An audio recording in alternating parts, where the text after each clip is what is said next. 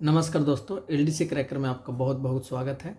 हम लोग soil mechanic का प्रश्न देख रहे थे और ये पार्ट 2 है और ये लास्ट वीडियो है उसका, यानी पार्ट 2 में पूरा कर लिए हैं। पार्ट 1 में जो पार्ट छूट गया था वो पार्ट 2 में लेकर के आया हूँ। पार्ट 2 हमारा लास्ट वीडियो है सॉइल मैकेनिक का। दोस्तों, हमारा प्ले स्टोर पर एप्लीकेशन है एन के लिए और जेई के लिए तैयारी के लिए, जिसका नाम है एलडीसी क्रैकर। उसका नाम है LDCE क्रैकर। आप इसे डाउनलोड करके अपनी तैयारी बूस्टअप कर सकते हैं। इसमें वीकली टेस्ट चल रहा है, मैनुअल का टेस्ट चल रहा है, सारे प्रैक्टिस सेट डाला हुआ है, सारे मैनुअल्स का नोट्स डाला हुआ है और सारे मैनुअल का MCQ डाला हुआ है। इसका लैपटॉप वर्जन भी हमारा जो एप्लीकेशन है दोस्तों, इसका लैपटॉप वर्जन भी आ गया है। तो जिनको नहीं मिला है हमारे मोबाइल नंबर पर मैसेज कर दीजिए, मैं आपको भेज दूँगा। 9730808015 हमारा मोबाइल नंबर है।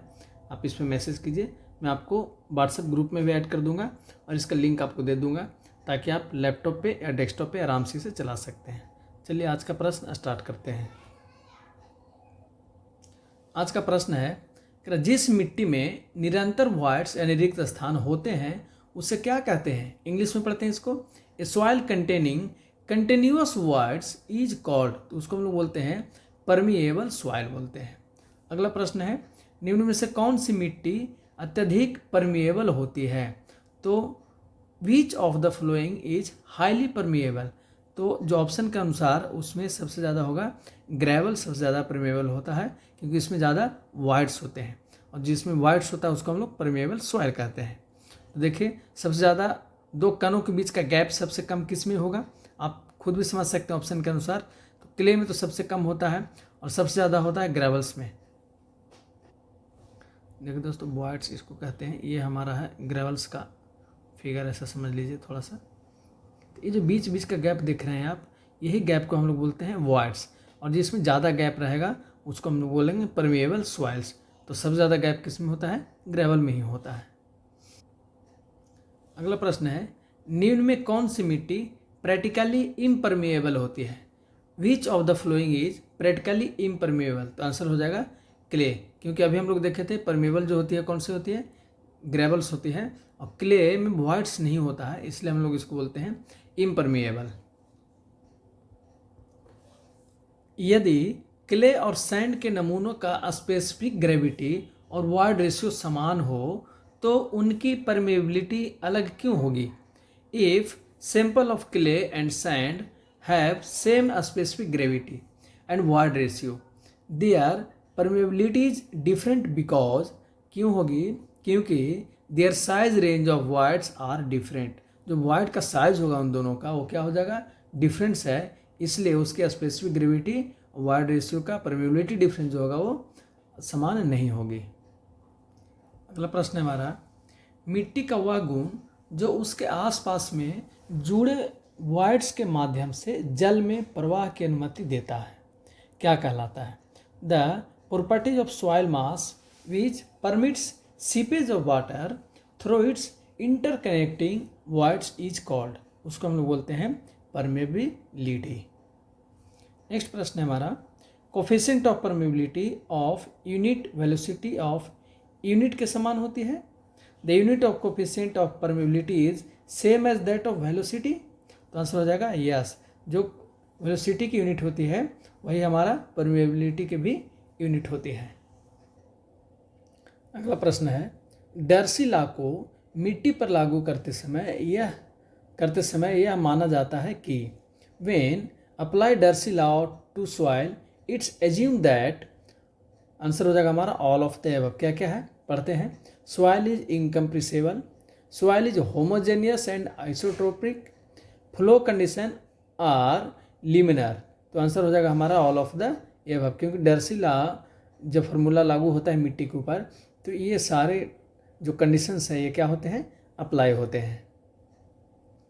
अगला प्रश्न है, मिट्टी में जल प्रवाहित की दिशा के साथ परमेबिलिटी का मान क्या होता है? The value of permeability of soil mass with respect to direction of flow of water, सही आंसर होगा हमारा depends upon the direction. Next question, निम्न में से कौन से कारक परमेबिलिटी को प्रभावित करते हैं? Which of the flowing have an influence on permeability? Grain size, void ratio, degree of saturations. तो करेक्ट आंसर होगा हमारा ऑल ऑफ द एबव। यदि जल प्रवाह सेटिस्फेक्शन प्लेन्स के समानांतर हो तो परमेबिलिटी परपेंडिकुलर दिशा की तुलना में कितनी गुना होती है? If the direction of flow of water is parallel to the planes of stratifications, the permeability is how many times more than that is perpendicular direction? Answer होगा 2 to 30 गुना क्या होता है? समानांतर होता है। प्रश्न है, किसी मिट्टी की permeability, the permeability of given soil is? Answer हो जाएगा correct answer directly proportional to the square of average grain size. Permeability जो होता है उसका ग्रेन साइज के स्क्वायर के प्रोपोर्शनल होता है। अगला सवाल है, और ये प्रश्न आप VVI कर लीजिए क्योंकि इससे रिलेटेड जो प्रश्न पूछेगा वो कहाँ आता है हम बताते हैं आपको। देखिए कह रहा है सिल्ट की परमेबिलिटी क्ले की परमेबिलिटी की तुलना में कैसी होती है? The coefficient of permeability of silt is dash that of clay. Answer हो जाएगा लेस देन। लेकिन देखिए सोल्यूशन में मैं आपको बताता हूँ कि ये एग्जाम में कैसे पूछ सकता है। कह रहा permeability depends mainly on particle size and void structure. Silt particles are larger than clay particles. क्या है? सिल्ट का जो पार्टिकल साइज होता है वो क्ले से क्या होता है? बड़ा होता है। इसलिए क्या क्या कंडीशन अप्लाई हो जाएगा फिर? वाइड्स आर रिलेटिवली बिगर होंगे इसके, water can flow more easily होगा इसमें। अब क्ले की बात करते हैं। क्ले सॉइल है वेरी फाइन पार्टिकल्स होता है, वेरी स्मॉल पोर्स होता है, हेंस वेरी लो परमेबिलिटी होता है इसका मतलब परमेबिलिटी का ऑर्डर क्या होगा? ऑर्डर ऑफ परमेबिलिटी हाई से लो की तरफ परमेबिलिटी इसका डिपेंड्स करता है। यानी जितना देखिए ग्रेवल्स, सैंड्स, सिल्ट और क्ले ये क्या है? आपके ऑर्डर्स दिए हुए हैं परमेबिलिटी के। सबसे ज़्यादा परमेबिलिटी किसका होगा? ग्रेवल्स का। सबसे कम परमेबिलिटी किसका होगा? क्ले का। सवाल यहीं से आते हैं दोस्तों, इनमें से किसका परमेबिलिटी सबसे कम होगा? आंसर होगा ग्रे का। अभी ऊपर भी प्रश्न आया था हमारा कि सबसे हाईएस्ट परमेबिलिटी किसका होता है? ग्रेवल्स का। सबसे कम किसका होता है? क्ले का। तो ये सीरीज यदि आप याद कर लिए एक बार तो आपको बनाना आसान हो जाएगा एग्जाम में। ग्रेवल्स का सबसे हाई, क्ले का सबसे कम। तापमान बढ़ने पर परमेबिलिटी का गुणांक क्या होगा? The coefficient of permeability with increase in temperature. तो वो भी इंक्रीज हो जाएगा क्योंकि परमेबिलिटी जो कोफिशिएंट है वो डायरेक्टली प्रोपोर्शनल होता है किसका? टी का डायरेक्टली प्रोपोर्शनल होता है। अगला प्रश्न है हमारा, मिट्टी माध्यम में सीपेज जल की मात्रा क्या होती है? The quantity of seepage of water in soil medium is. तो ये क्या होगा? Directly proportional to coefficient of permeability. ये तब बनेगा ये प्रश्न जब आपको इसका फार्मूला याद होगा। तो फार्मूला में इसलिए हम आपको दे दिए यहाँ पे। देखिए ये हमारा फार्मूला डर्सी लॉ के अनुसार Q बराबर KIA। Q क्या है हमारा? Q है क्वांटिटी ऑफ सीपेज का फार्मूला। K क्या है? Coefficient of permeability. प्रश्न यही पूछा है कि Q और K में क्या रिलेशन है। तो देखिए Q K में क्या रिलेशन है? डायरेक्टली प्रोपोर्शनल है। देखिए हमारा आंसर यही है, directly proportional to coefficient of permeability. पूछा प्रश्न किसके लिए है? क्वांटिटी ऑफ सीपेज के लिए पूछा। तो सीपेज हमारा क्या है? Q है। Q हमारा सीपेज है और Q किसके प्रोपोर्शनल? डायरेक्टली K के भी है प्रोपोर्शनल, I के भी, A के लिए भी है। लेकिन हमारा प्रश्न सिर्फ K के लिए पूछा है तो हमारा हो जाएगा डायरेक्टली प्रोपोर्शनल टू K होगा। यानी Q बढ़ेगा तो K भी बढ़ेगा, या K बढ़ेगा तो Q भी बढ़ेगा। कोफिशिएंट ऑफ परमेबिलिटी बढ़ेगा तो क्वांटिटी ऑफ सीपेज क्या हो जाएगा? बढ़ जाएगा। तो ये फार्मूला हमको याद कर लेना है, Q बराबर KIA, जहाँ I क्या है? I है हाइड्रोलिक ग्रेडियंट और A है हमारा क्रॉस सेक्शनल एरिया। थोड़ा सा समरी और देख लीजिए। यदि लो परमेबिलिटी होगा तो लेस लीपेज होगी और हाई परमेबिलिटी होगी तो क्या होगा? मोर सीपेज होगा।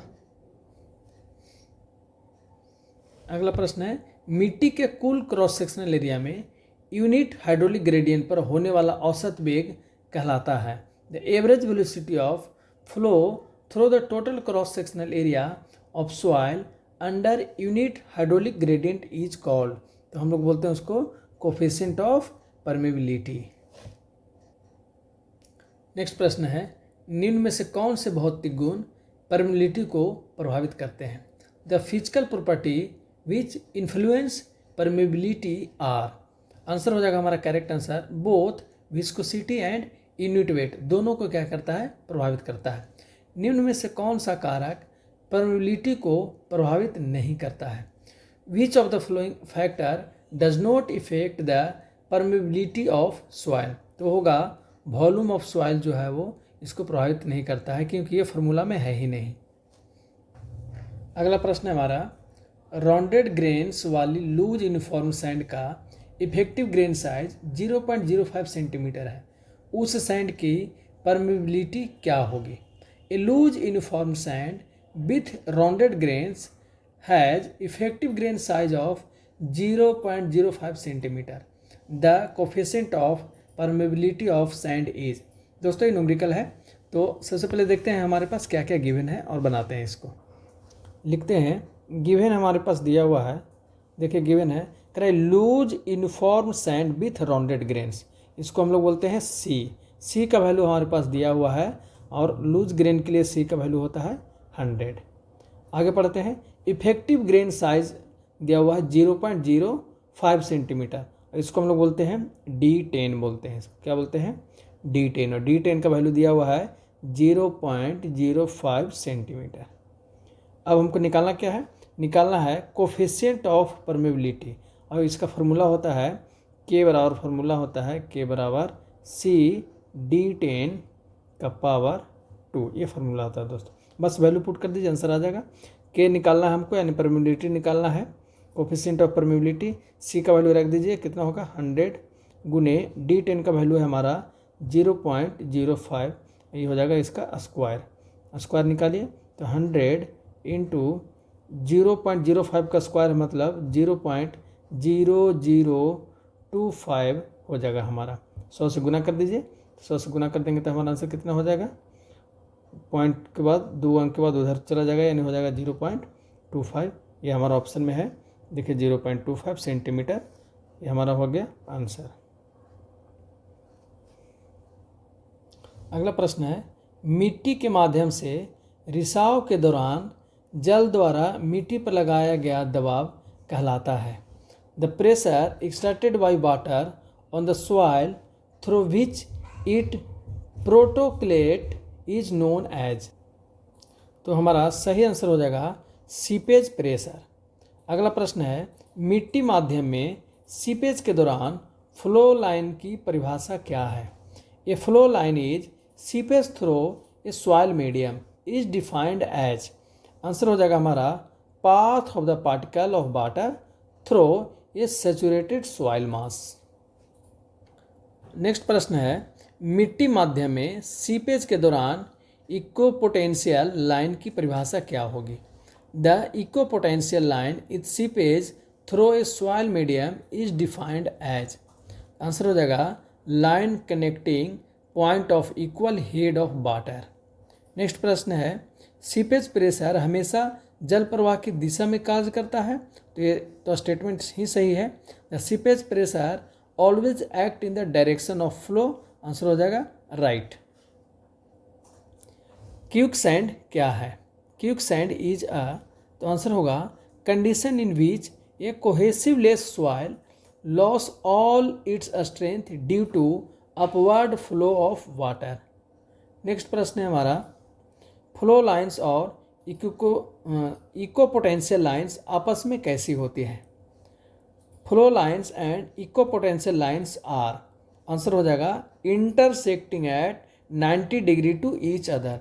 फ्लो लाइंस और इक्विपोटेंशियल लाइंस क्या करती है? एक दूसरे को 90 डिग्री पर क्या करती है? काटती है। ये हो गया हमारा फ्लो लाइंस FL, ये हो गया हमारा इक्विपोटेंशियल लाइन EL, और एक दूसरे को कैसे काटती है? 90 डिग्री पर काटती है। प्रश्न है, मिट्टी माध्यम में जल के सीपेज का फ्लो नेट किसका नेटवर्क होता है? The flow net in the seepage of water through a soil medium is a network of. Answer होगा flow lines and equipotential lines का क्या हो? नेटवर्क है। अगला प्रश्न है, फ्लो नेट का उपयोग किसके निर्धारण करने के लिए किया जाता है? A flow net is use to determine the, answer होगा सीपेज फ्लो के लिए भी, सीपेज प्रेशर के लिए भी और एग्जिस्ट ग्रेडियंट के लिए भी प्रयोग करते हैं, यानी आंसर हो जाएगा हमारा ऑल ऑफ दीज।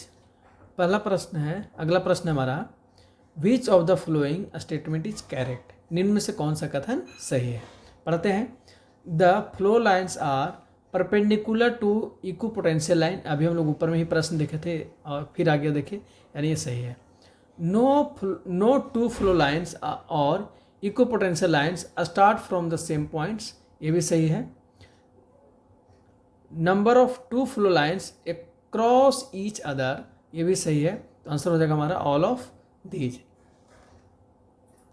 यानी क्लियर हो गया कि कोई भी फ्लो लाइन्स है, no two flow lines cross each other, कोई जो क्रॉस लाइन से एक दूसरे को क्रॉस नहीं करता है। नो टू फ्लो लाइन्स और equipotential lines start from the same points, कोई भी इक्विपोटेंशियल लाइन या फ्लो लाइन्स एक ही पॉइंट से स्टार्ट नहीं होता है। और पहला तो हम लोग प्रश्न देख लिए थे, यानी हमारा आंसर हो जाएगा ऑल ऑफ दीज। अगला प्रश्न पे आते हैं। मिट्टी माध्यम में सीपेज के दौरान एग्जिस्ट ग्रेडियंट किसे कहते हैं?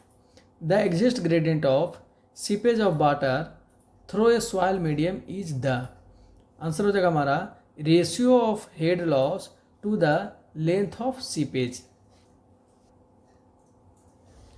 डैम जैसी हाइड्रोलिक संरचना के डाउन स्ट्रीम साइड पर उपलब्ध हाइड्रोलिक ग्रेडियंट कहलाता है। The hydraulic gradient provided at the down stream side of a hydraulic structure such as a dam is called, answer हो जाएगा डाउन स्ट्रीम ग्रेडियंट या टेल वाटर ग्रेडियंट या exist gradient, यानी any one of the above, तीनों में से कोई भी एक हो जाएगा हमारा answer.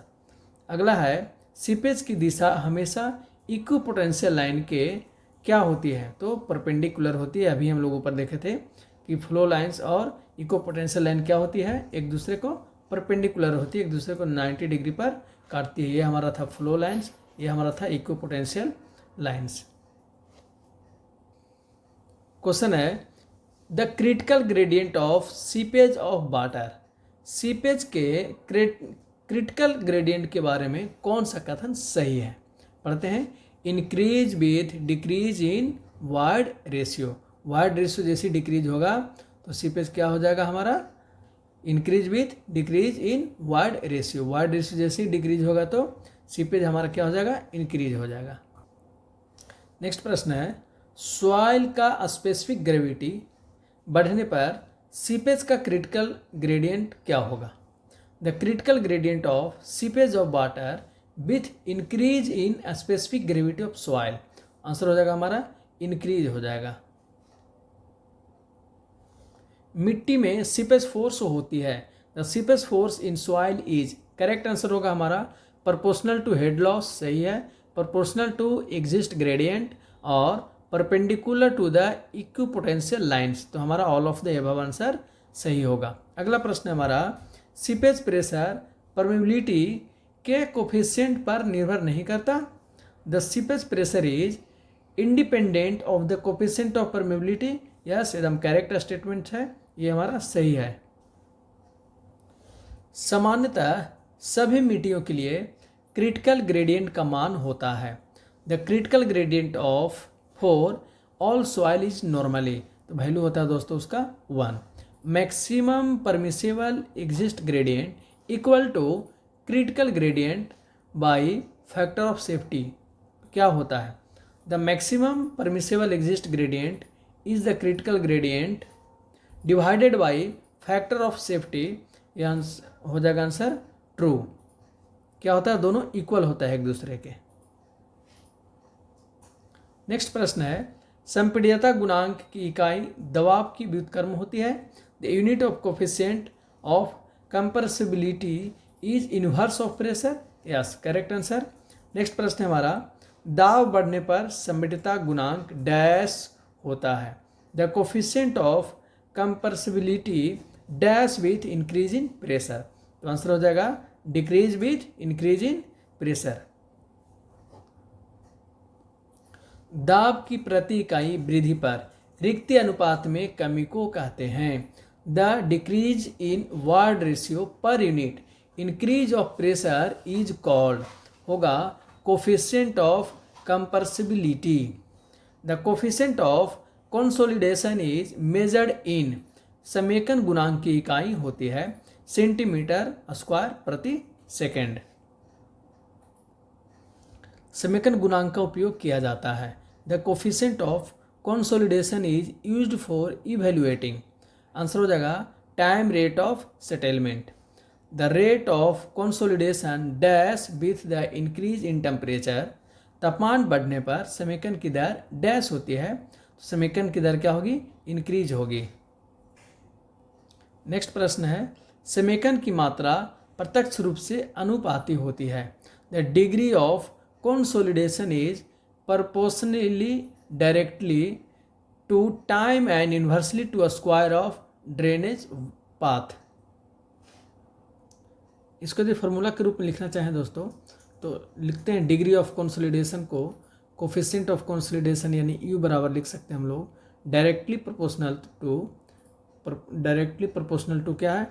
Time and inversely proportional to square of drainage, यानी टाइम और इन्वर्सली प्रोपोर्शनल टू किसका होगा? स्क्वायर ऑफ ड्रेनेज का, यानी एच डी का क्या होगा? स्क्वायर। एच डी का मतलब होता है दोस्तों drainage path length.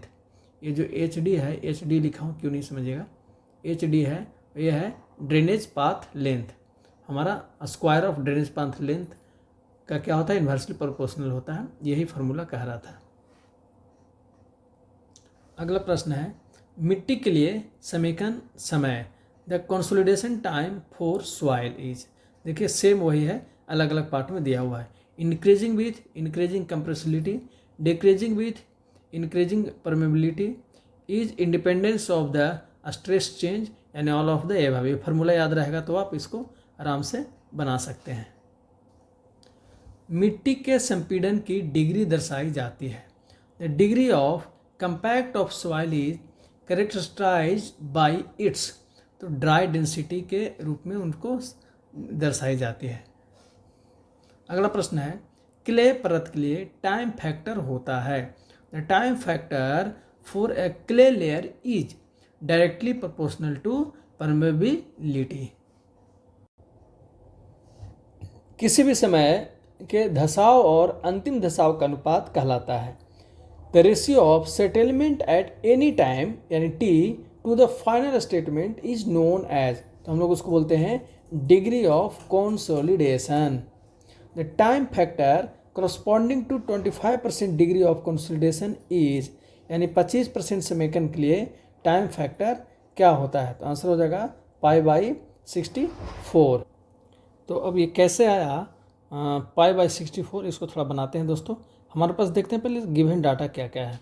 Given data है हमारे पास दिया हुआ है 25% हमारा दिया हुआ है डिग्री ऑफ कंसोलिडेशन, यानी यू का वैल्यू दिया हुआ है। यू का वैल्यू दिया हुआ है हमारा 25%, हम लोग जिसको बोलते हैं डिग्री ऑफ कंसोलिडेशन, शॉर्ट में मैं लिख रहा हूँ ई, ऐसे यू।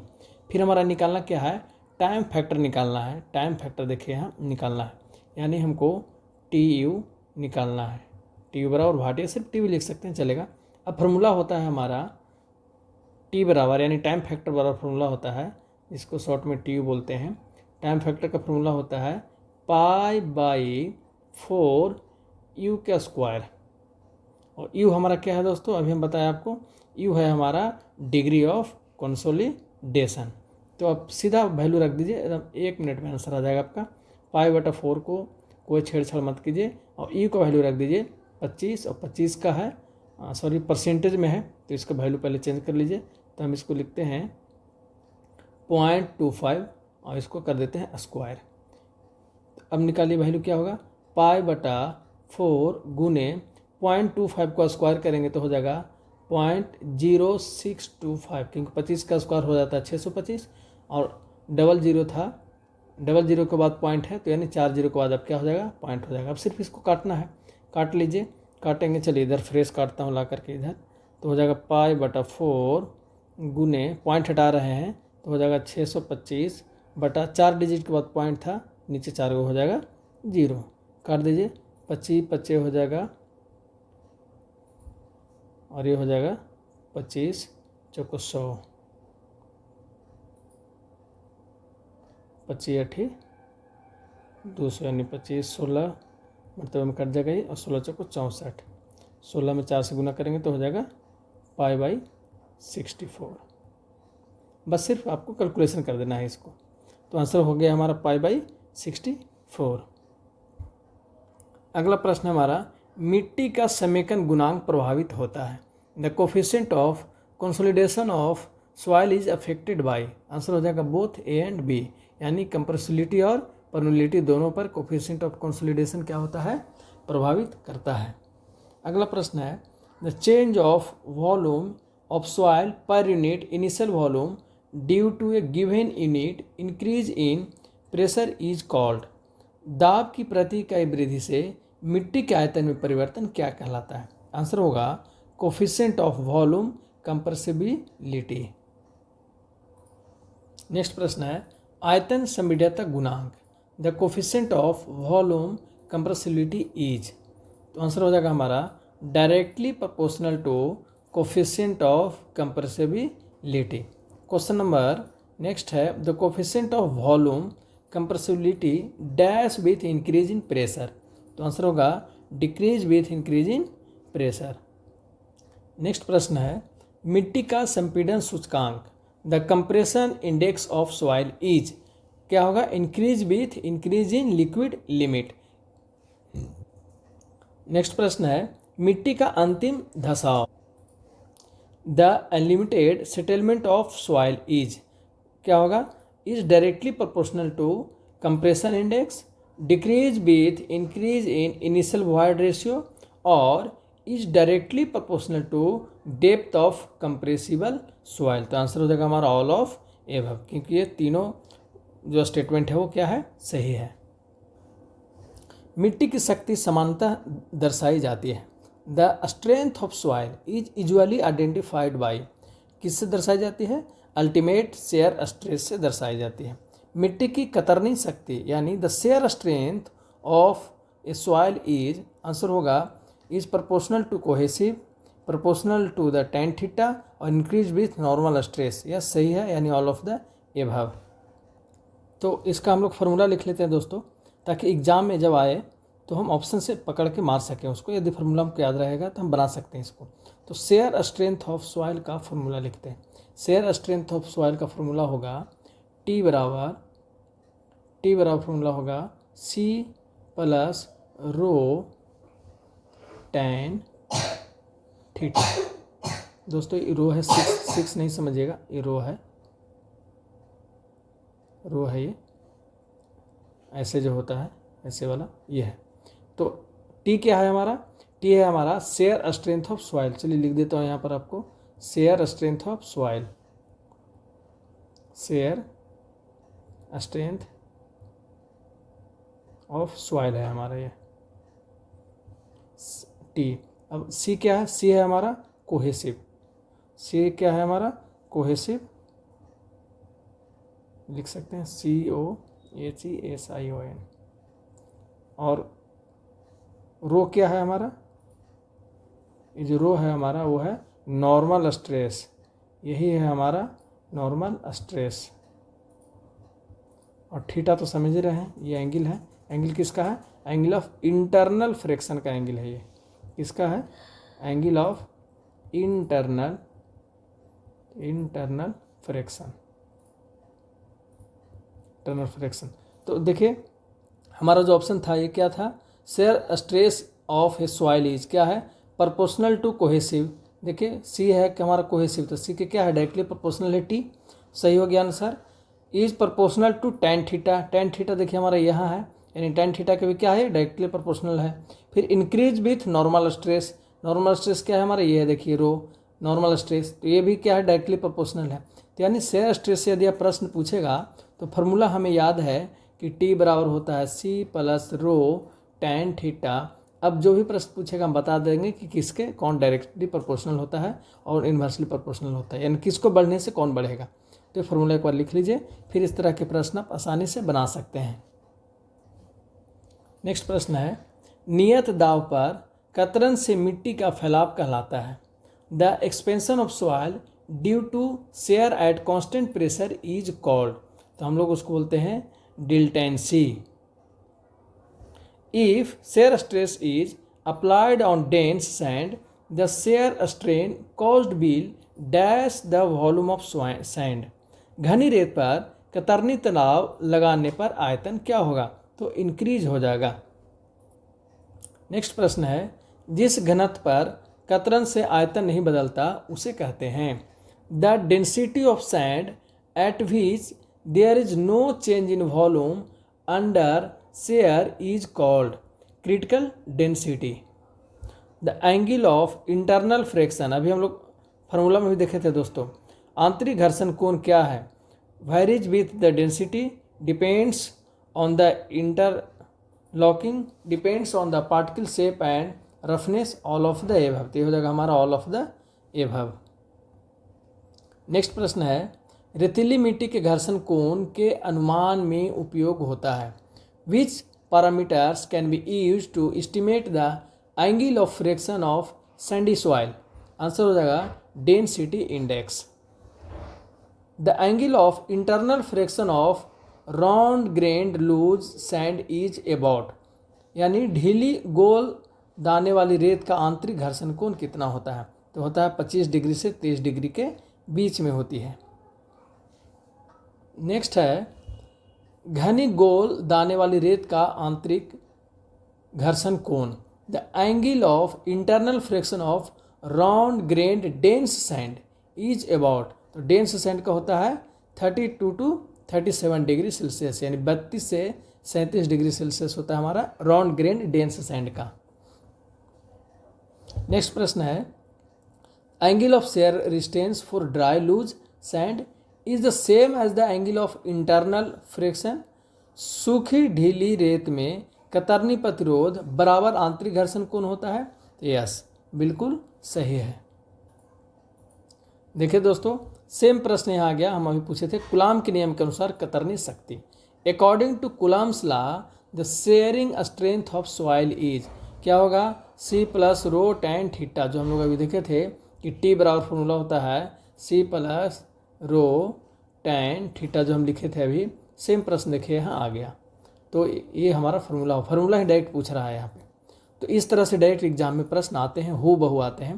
प्रश्न को थोड़ा सा इधर उधर घुमा के पूछता है, तो आप इस तरह के प्रश्न को आसानी से बना लेंगे यदि एक फार्मूला आप ये याद कर लें तो। अगला प्रश्न है हमारा, the frictional resistance of clay soil is dash sandy soil, तो हो जाएगा less than sandy soil. Next प्रश्न है, रेत में घर्षण प्रतिरोध होता है। The frictional resistance offered by sand is due to हो जाएगा स्लाइडिंग फ्रिक्शन, रोलिंग फ्रिक्शन और इंटरलॉकिंग। तीनों हमारा आंसर सही है, आंसर हो जाएगा ऑल ऑफ द एबव। अत्यधिक प्लास्टिक कोहेसिव मिट्टी की कतरनी शक्ति ज्ञात करने की विधि। The useful method of finding share strength of very plastic cohesive soil is, answer हो जाएगा वेन शेयर टेस्ट। नेक्स्ट प्रश्न है, जल मात्रा के साथ शुष्क घनत्व दर्शाने वाली रेखा यानी बिना वायु शक्ति रिक्ति कहलाती है। A line showing dry density as a fraction of water content for a soil containing no air void is called, answer हो जाएगा सेचुरेशन लाइन। नेक्स्ट प्रश्न है, विश्राम अवस्था में भूदाब वह पार्श्व दाब है। The earth pressure at rest is defined as the lateral pressure exerted by soil, answer हो जाएगा when retained wall as no moment।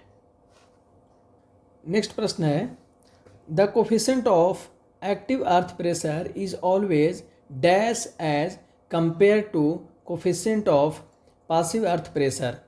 Active earth pressure का गुणांक पासिव अर्थ प्रेशर के गुणांक की तुलना में हमेशा डैश होता है, यानी लेस होता है, कम होता है। नेक्स्ट प्रश्न है, the effect of cohesive soil is dash the active earth pressure along the height of A retaining valve. Cohesive का प्रभाव रिटेन वाल्व की ऊंचाई के साथ एक्टिव अर्थ प्रेशर को डैश करता है, क्या होगा आंसर? डिक्रीज करता है। नेक्स्ट प्रश्न है, नेट अल्टीमेट बेयरिंग कैपेसिटी वह अधिकतम नेट प्रेशर है जो मृदा में शेयर फेल्यूर उत्पन्न करता है। The net ultimate bearing capacity is the maximum net pressure intensity causing shear failure of soil. Answer है बिल्कुल सही है, सत्य बात है। नेक्स्ट प्रश्न है, पार्श्व मृदा दाब यानी लैटरल अर्थ प्रेशर होता है। The lateral earth pressure is directly proportional to a square of depth. Next प्रश्न है, मृदा द्वारा बिना शेयर फेल्यूर या अधिक सेटलमेंट के सहन किया जाने वाला अधिकतम यूनिट प्रेशर कहलाता है। The maximum unit pressure that a soil can withstand without rupture in shear और एक्सेसिव सेटलमेंट इज कॉल्ड।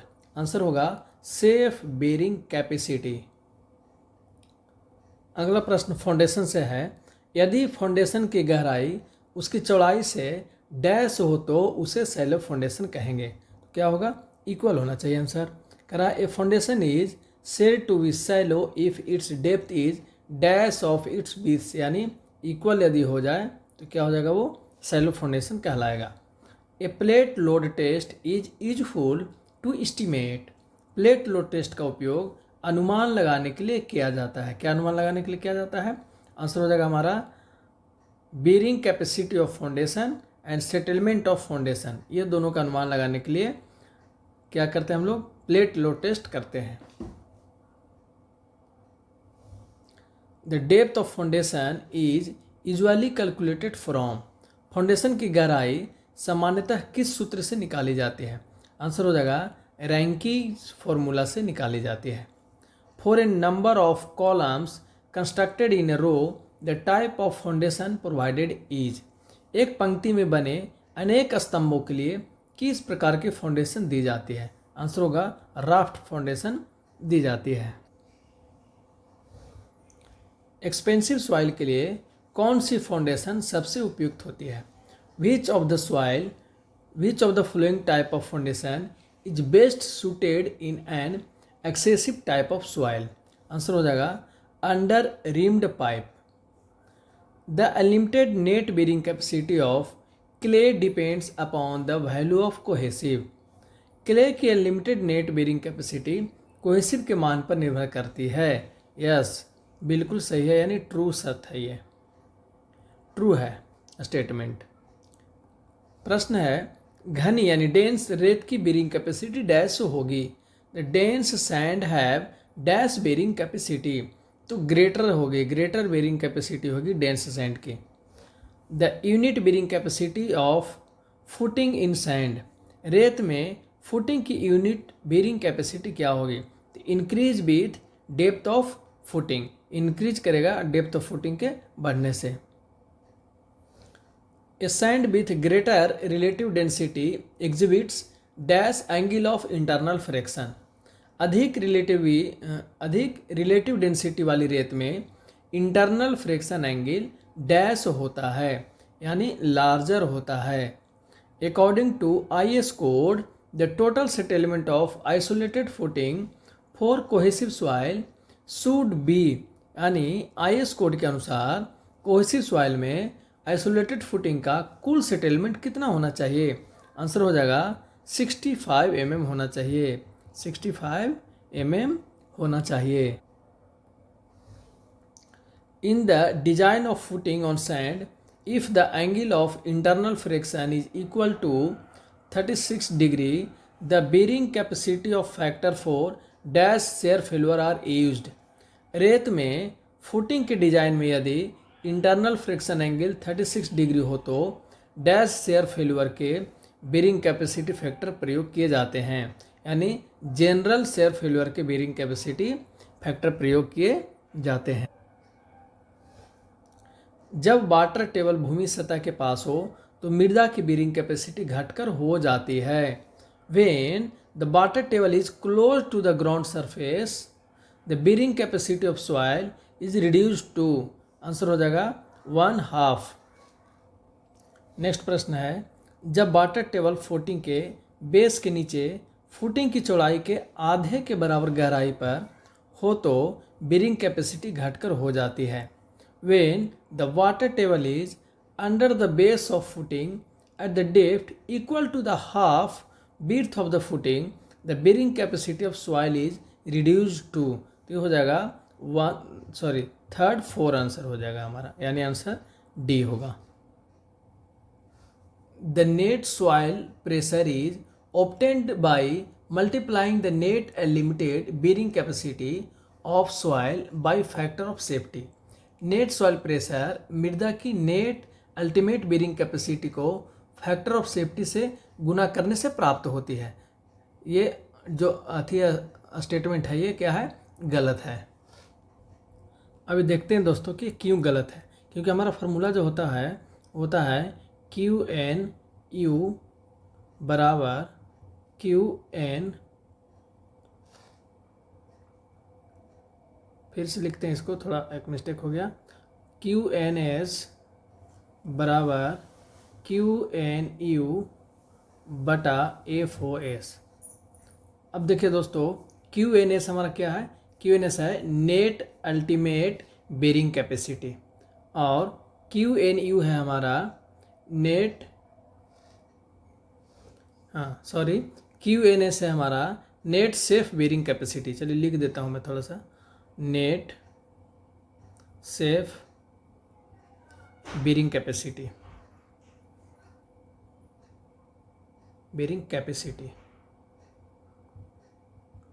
और QNU है हमारा net ultimated bearing capacity, net ultimate bearing capacity, और FOS है हमारा फैक्टर ऑफ सेफ्टी। ये है हमारा factor of safety, FOS factor FACTOR factor of safety. तो देखिए यहाँ कह रहा था फैक्टर ऑफ सेफ्टी से गुना करने से प्राप्त होते हैं, नहीं, फैक्टर ऑफ सेफ्टी से भागा देने से प्राप्त होता है। हमारा क्या प्राप्त होता है, नेट बेरिंग कैपेसिटी जो प्राप्त होता है वो भागा देने से प्राप्त होता है, गुना करने से प्राप्त नहीं होता। यही गलत लिखा हुआ था। देखिए पूरी फार्मूला बेस्ड प्रश्न है ये, यानी यदि फार्मूला हम याद कर लें कि नेट बेरिंग जो कैपेसिटी है उसका फार्मूला होता है हमारा net ultimate bearing capacity divided by factor of safety, बस इतने ही फार्मूला है। तो ये फार्मूला याद रहेगा, तो कोई भी स्टेटमेंट पूछे या किसका कौन प्रोपोर्शनल है, कौन इन्वर्सली प्रोपोर्शनल है, हम बना सकते हैं। ये फार्मूला सिर्फ आपको याद कर लेना है। चलिए अब आते हैं अगले प्रश्न पे। प्रश्न है, if the soil below the base of the footing is dry और moist, the confining pressure is approximately dash the confining pressure available when the water table is at the base of the footing. यदि footing के base के नीचे की मृदा dry या most हो तो कन्फाइनिंग प्रेशर लगभग डैश होती है जब वाटर टेबल फुटिंग के बेस पर हो, तो आंसर हो जाएगा डबल होती है। अगला प्रश्न है, रेत में फुटिंग का सेटलमेंट किस पर निर्भर करता है। The settlement of footing in sand depends upon, answer हो जाएगा stress deformation, characteristic of sand, relative density of sand और विड्थ ऑफ द फुटिंग, तीनों पर डिपेंड करता है। तो आंसर हो जाएगा ऑल ऑफ द एबव। रेत में फुटिंग के लिए यदि सॉइल प्रेशर डिस्ट्रीब्यूशन रेक्टेंगुलर हो तो मैक्सिमम सॉइल प्रेशर औसत प्रेशर का डैश होगा। In the case of footing in sand, if the soil pressure distribution is triangular, the maximum soil pressure is dash the average soil pressure. Answer हो जाएगा double होगा, यानी 2 गुना होगा। Next प्रश्न है, the contact pressure of flexible footing on non cohesive soil is, non cohesive soil पर flexible footing का contact pressure होता है तो होगा more in the centre than at the edge, more in the centre than at the edge, centre में क्या होगा, ज़्यादा होगा एज के अपेक्षा। अगला है, कोहेसिव सॉइल पर रिजिड फुटिंग का कॉन्टैक्ट प्रेशर होता है। Contact pressure of rigid footing on the cohesive soil is, ये होगा less in the centre than at the edge, यहाँ पे सेंटर में क्या होगा, कम होगा एज के अपेक्षा।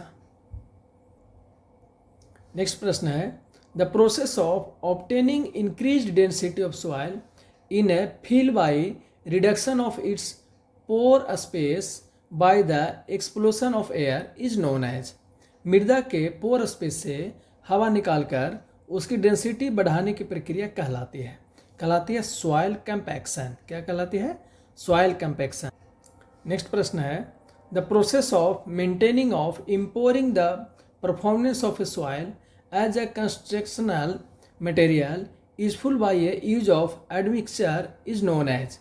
एडमिक्सचर के प्रयोग से मृदा के गुणों में सुधार करने की प्रक्रिया कहलाती है सॉइल स्टेबलाइजेशन। फील्ड में मृदा की अधिक डेंसिटी इसलिए आवश्यक होती है ताकि the high density of the soil placed in the field is desired in order to, answer होगा increase its shear resistance, reduce future settlement और reduce percolation through the field, यानी आंसर हो जाएगा all of the above. The critical height in the stability of soil is the, मृदा की stability में critical height होती है, आंसर हो जाएगा maximum height at which it is possible for sloped bank of soil to be stable. दोस्तों, यदि आपने हमारा LDC क्रैकर ऐप सब्सक्राइब नहीं किया है तो कृपया करके कर लीजिए, ताकि कोई भी जो हम नया वीडियो बनाते हैं आपके पास उसका मैसेज पहुंचेगा, यानी नोटिफिकेशन जाएगा कि नया वीडियो आ गई है। नहीं तो आपको जानकारी नहीं होगी कि नया वीडियो आए कि नहीं, और आपकी तैयारी हो सकता है थोड़ी पीछे रह जाए। वीडियो देखने के लिए बहुत बहुत धन्यवाद।